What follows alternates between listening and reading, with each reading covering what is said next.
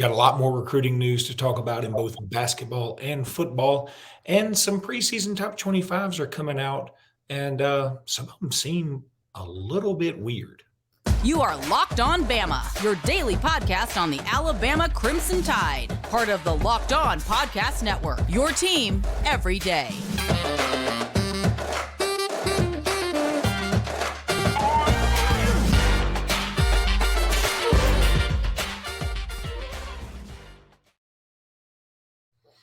Hey, everybody. Welcome back into Locked On Bama. Thanks for making this your first listen. Luke Robinson, that's me. Jimmy Stein, that's him. Jimmy, we've got a lot to discuss, and you got to move over a little bit because, you're so – there you go. All right. It was just like an OCD thing with trying me. to perfect the Chris Collinsworth slide on Sunday Night Football. We got a lot to talk about, a lot of recruiting stuff to talk about. Some basketball stuff that I definitely want to get into. First and foremost, we're also going to do your countdown. First and foremost, just a couple of things, sort of odd and end to start out with, because there's some fun stuff out there right now. First of all, Dylan Raiola, who's a lot of people consider to be the number one quarterback in the country, committed to Georgia. If he's not the number one quarterback, Julian Sayin may be, who's committed, of course, to Alabama. But Dylan Raiola is transferring to Buford, Georgia, to play high school football there from Arizona. Isn't Raiola from Arizona? That's right. Well, I think he's moved around, but he played last year in Arizona. Well, so he'll be there with KJ Bolden. He'll be there with Edric Houston. Yep. I mean, Buford is loaded, and I guess having Raiola there is definitely going to help Georgia with KJ Bolden and maybe with Houston too. I don't know. Of course, Alabama's looking at both of these guys and really wants them. That's right. And the latest win in terms of where the winds are blowing, and they can blow all over the place in recruiting and change direction quickly.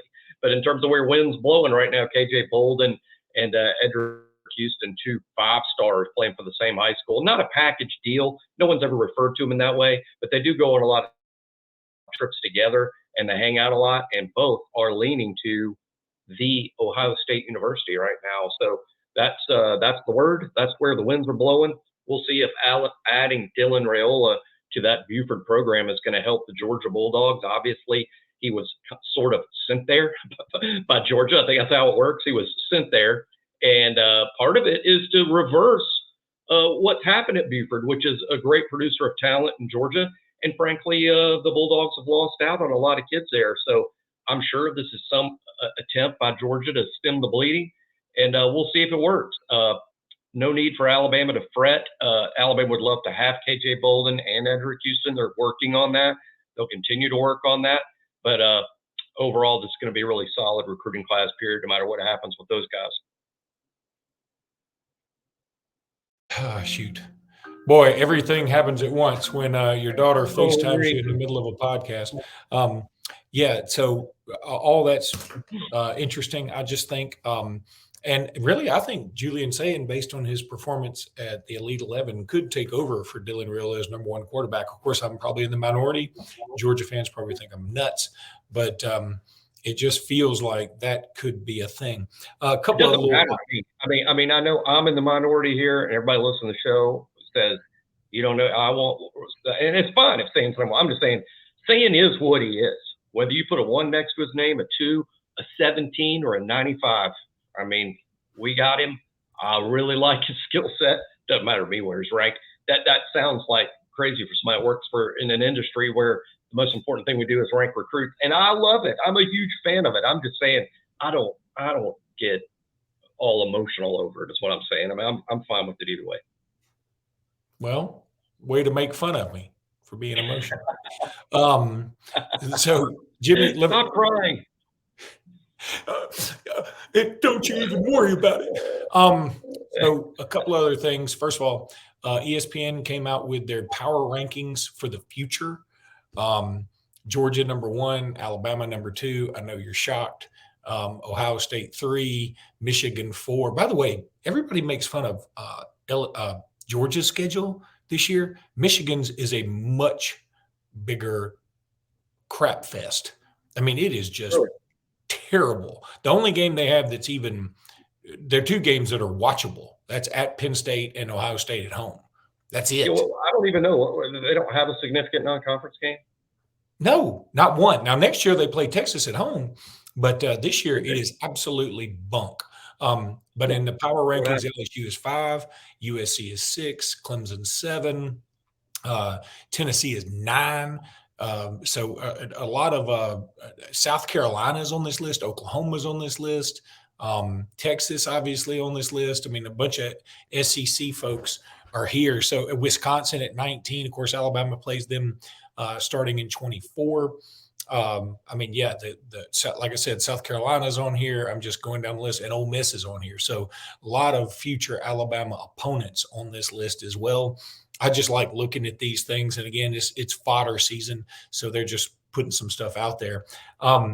Then one other thing I wanted to point out: Barrett Sallee, noted Auburn alum Barrett Sallee, has an article out about where he thinks SEC, SEC win totals, who will be over their predictions, et cetera. He has Alabama losing 2 games, both of them at home, Texas and LSU. And so he said Alabama over under wins 10.5. He's going the under.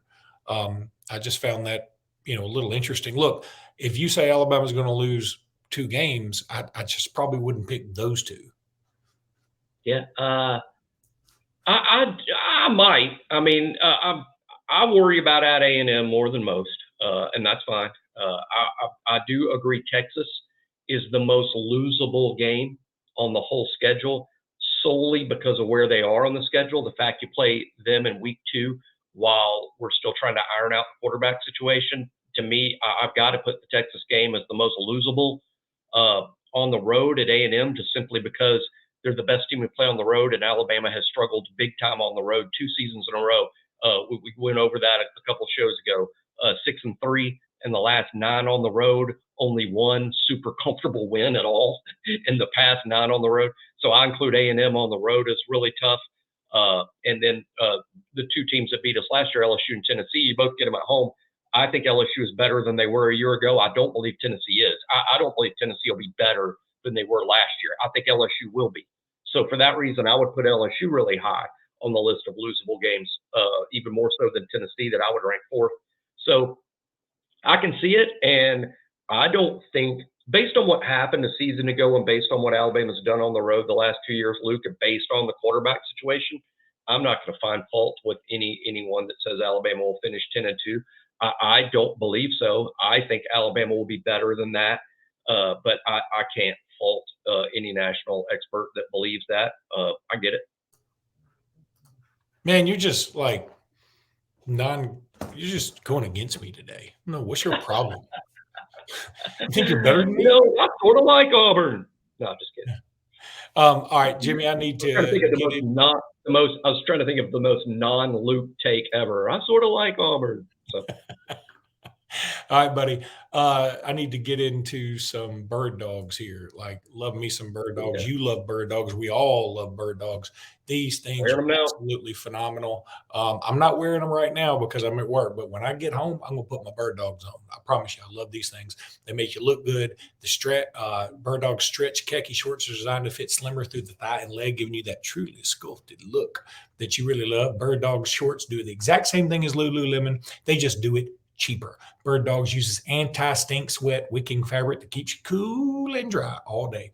Show yourself wearing Bird Dogs, anywhere, and people will be like, "Whoa, I love those shorts. They're the best." I promise you, you will go bananas for these things. Go to birddogs.com/lockedoncollege for a free Yeti-style tumbler with your order. Go to birddogs.com/lockedoncollege, birddogs.com/lockedoncollege. Get that free Yeti-style tumbler. And when I have my Bird Dogs on next time, maybe when Jaron Stevenson commits tonight, I'm going to stand up and show them to you and prove to you that Jimmy and I wear these things all the time and absolutely love them. On the next podcast, we're going to talk more countdown stuff, more recruiting stuff. But right now, Jimmy, let's get into a little basketball as Jaron Stevenson, a 5-star, who we believe will be reclassifying to be able to play next year. There he is right there. Look at that wingspan. Good Lord. So anyway, he's going to be committing tonight at 7 o'clock Central Time. We might do a reaction pod to that. I hope we do. And I'm very excited about it. Feel like it's going to be Alabama. This will be a big help. And certainly have people quit asking about Grant Nelson for a minute, who we also think will end up at Alabama eventually. Yeah, still optimistic on Grant Nelson, but today all the talk is Jaron Stevenson as we record this Wednesday morning or Wednesday lunchish. At On 3, we think it's going to be Alabama. We have yet to release an official prediction, leaning towards Alabama, strong lean to Alabama even. But it's not a done deal. It's not, hey, we've been told. It's not, hey, go ahead and start preparing your stories now. But we're guessing like everyone else, but we're guessing based on stuff that we do know. So I think at BOL we're going to settle on Jaron Stevenson to Alabama unless something changes this afternoon, and recruiting is fluid. So it would be huge to me. I mean, I'm going to invoke the name Noah Clowney, but let me tell you why. It's not fair to bring in Stevenson and say, oh, you're a one and done. You're going to go to the NBA and be a top 20 pick like Clowney is this week. No, that's not fair. His game is like Clowney's. He's built like Clowney. This is a tall forward. He's an inside player. He's an inside big, but he's slender. He also has a good shot. This is a stretch forward. This is a guy that can play under the basket because he's long, he's tall, he's a good rebounder, sort of a physical kid for his size, but he can also play away from the basket, even hit some three-point shots, and his shot's even going to improve as he gets older. Again, a lot like Clowney. This is how much he is like Clowney. His dad is his coach. His dad was a long-time professional basketball player overseas and knows the game backwards and forwards. His dad compares him to Noah Clowney. That's why I think ultimately if he chooses Alabama, I think it's because of Alabama's player development with players like Jaron Stevenson. And I think that's the business decision that the Stevenson family's making here. So that's why I think it's going to be Alabama. That's why he's a good fit in what we do. And a good kid, apparently going to reclassify. That is not, it's a lot like the Grant Nelson thing. I mean, we think he's going to reclassify. We think that's what's going on. But anytime something's going on academically, you're not sure until you're sure. And the Grant Nelson situation sort of similar. I mean, he's a grad transfer that hasn't graduated yet, right? So Jaron Stevenson's going to reclassify. I don't think all that's been done has been done. So is it going to happen? Probably. Let's use probably, but not definitely. A couple other things, and again, we're going to try and do a reaction pod to this. If Jimmy's not available, I will try and do one at least. But a couple other basketball notes just before we get into your countdown, guys. CBS and ESPN have put out their most recent top 25s for basketball next year. Both of them have bumped Alabama up into the top 17, 18 because they both believe Alabama's getting Grant Nelson. That ranking doesn't even reflect the possibility of Jaron Stevenson being on the team. But I looked at CBS's top 25. These are Alabama opponents for next year. Number 2, Purdue. They have FAU, Florida Atlantic, number 4. Now, we don't play them. I just find that interesting. Let's see who else. Creighton at number 9, Arkansas at 11, Tennessee at 14, A&M at 15, Arizona 16, Alabama at 17. Let's see, Mississippi State at 25.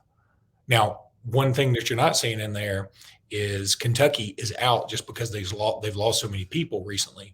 But I'm like, wow, man, Alabama's schedule is going to be ridiculous because some of those folks, Alabama's actually going to play twice. And then I'm going to roll over to ESPN's very quickly, where they have Purdue at 3. Of course, Alabama plays them in Toronto. Tennessee at 6. I don't believe we're playing Gonzaga again this year. I kind of hope not. I'm about sick of Gonzaga. Arizona at 11, Creighton at 13, Arkansas at 14, Alabama at 18, A&M at 19. And I'm just scrolling down quickly. I know it's good radio. And then they have Kentucky, Florida, and Auburn as next in line teams. So, I mean, Alabama's schedule, once again, is just ridiculously tough. But I think that's positive. I mean, I think it's good. It served us well.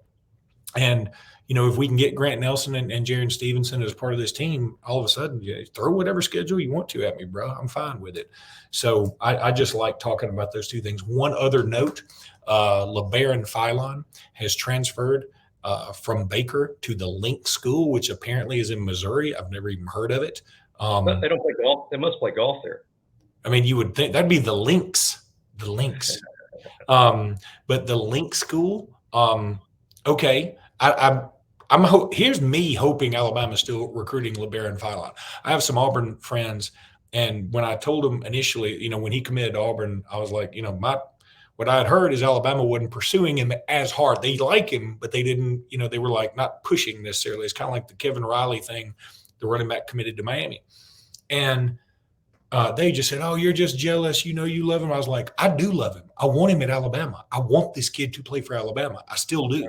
So I'm hoping the staff is feeling that way a little bit more now too, because I would love to have him on this team. I hate that he's not going to be playing in the state of Alabama, and what it means is he's not going to repeat as Mr. Basketball in the state too. So I just found that interesting. And the Perry Thompson drama continues. Apparently, a couple of Auburn players are tweeting out about how a flip is imminent for Perry Thompson, the wide receiver committed to Alabama. I'll believe it when I see it. I still like Alabama's chances, but that's just going to be out there until the bitter end, folks. So if y'all are tired of the Perry Thompson drama, I'm sorry, it's going to be there. You know who the Philon situation is starting to remind me of just a little bit? And I'm not predicting. This is not a prediction, but maybe I will start predicting this because his recruitment is starting to remind me a bit of Kennedy Winston. Yeah. Also a high-profile player from Mobile who was not going to go to Alabama and just never felt like Alabama. And then he not only commits, but signs with Cal. And I can't remember if he yet never showed up there or went there for a while. I don't remember, but he had signed with Cal, the Golden Bears, out in Berkeley, and then ends up at Alabama. And I can't help but wonder if that's kind of where this LeBaron Philon thing is going. Yeah, I can see that. And of course, Kennedy Winston did wind up at Alabama. That's right. And again, maybe Philon ends up at Alabama via transfer portal or something down the road. But it just feels like today you'd go, there's never been a Philon to Alabama vibe. That's just never felt like it's going to happen yet. Super high profile, great fit in what Oates does, runs the floor and scores. And in the end, and what I mean by the end, maybe the prologue, it makes perfect sense, Philon to Alabama. So maybe we'll see it in the prologue, which means down the road. All right, Jimmy, let's take a break. When we come back, we're going to knock out two guys in your countdown. And we're back. A couple of guys in your countdown today, Jimmy. We're going to go with, I think it's number 51 on your list, Sean Murphy, from Virginia. Didn't make a lot of noise last year, but, we expect he could be a big contributor this year. Going to put up a picture of him right now if this thing will work. There he is. Looking like a good football player, nice specimen. Antonio Langham's number. Got a lot to live up to. I dig it. Tell us about him. Yeah, good player for sure. Big time recruit out of Virginia when Alabama signed him. Came in and did pretty well early on. What's interesting though, a couple things, is he got getting better and better and better throughout the season to the point that when Deontay Lawson was injured late in the year, and Alabama wanted another option inside linebacker, you look out there in the Auburn game 12, playing with the first team. Just a handful of snaps, but there's Sean Murphy, true freshman Sean Murphy, lining up next to Henry To'oTo'o, playing inside linebacker against Auburn.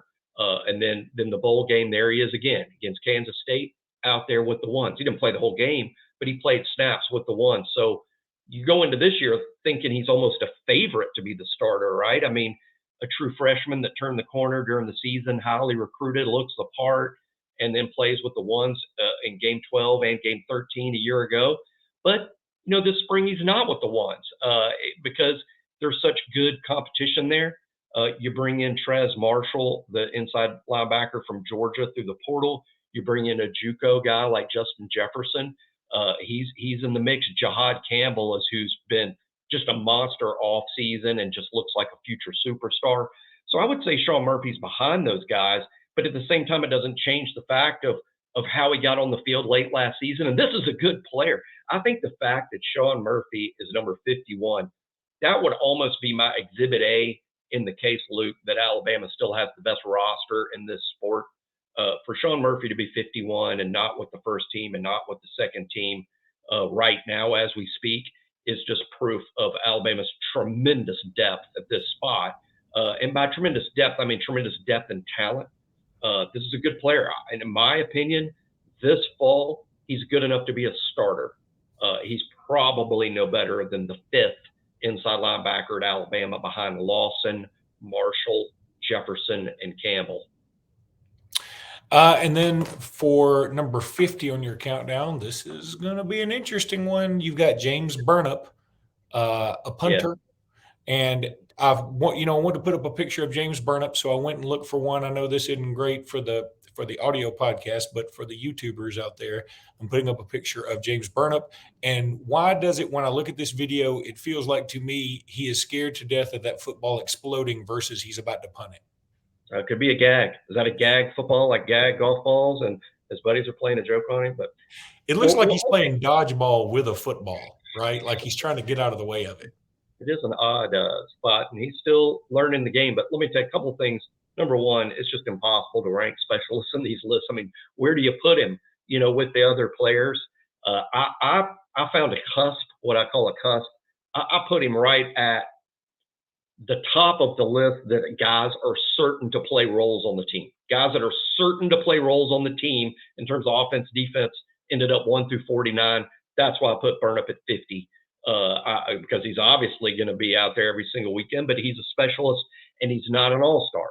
But I looked up his numbers the other day, Luke, to do the story on Burnup on BOL, and what I saw was a guy that's tremendously improved. Let's say year one, maybe the worst punter in the league. I'll say it, maybe the worst punter in the SEC in year one. But year two, guess what? He got better. Not only did he get better, he got a lot better. He went from averaging somewhere around 39.1 to 42.4 yards in a season. That's a tremendous leap. He went from the worst punter in the league to somewhere in the middle. And based on the fact that that was just year one to year two, and he showed up at Alabama with virtually zero game experience, I think there's another leap coming, Luke. He also apparently had a good spring. It's not going to surprise me if he leaves Alabama, and that's after 2024, is maybe the best punter in this league. And that's why you sign these high potential, high ceiling Australian guys from the Australian punting academies. They're still learning. Their raw tool is fantastic. And you're just like, it's only a matter of time before he really studies and learns the art and science of punting that he'll be great. And for all of Burnup's struggles in 2021, Alabama now has a quality punter in James Burnup. Will he be the best in the SEC this year? Probably not. But isn't all you can ever ask is to be among the best? And where I think Burnup finished about 8th in the SEC a year ago, let's say he finishes 4th, 5th, or 6th in the league this year. That's how I feel about him. A good player that's improving right in front of our eyes. Yeah, and the other thing is, it's always important to have good special teams. It's not quite as important to have the best punter in the country when you're Alabama or Georgia or Ohio State. Yeah, of course it helps. Of course you want it. It's much better to have a great punter if you don't have a great offense. If you know what I mean? And you do have a great defense or something. Oh, we've got a good offense. We won't be using him that much, I hope to God. One last number. I saw somebody say something about how our punter's terrible and what that. How about this number? In his first season at Alabama, punted all season long, 1 punt of 50 yards or more. Last year in year 2, 6. I mean, he's getting there. He's getting there. This year could be over 10. All right, buddy, that's going to do it for today's pod. Hopefully we'll have an emergency pod tonight after Jaron Stevenson commits to the University of Alabama. And then we will have some more podcasts with your countdown continuing and maybe more recruiting stuff. So, hey, man, thank y'all for listening. Go buy you some Birddogs. Go sign up for FanDuel. Support our sponsors because they support us. We appreciate you guys a ton. And also, go subscribe. So we appreciate you guys a ton. And until tomorrow, roll tide, everybody. Roll tide.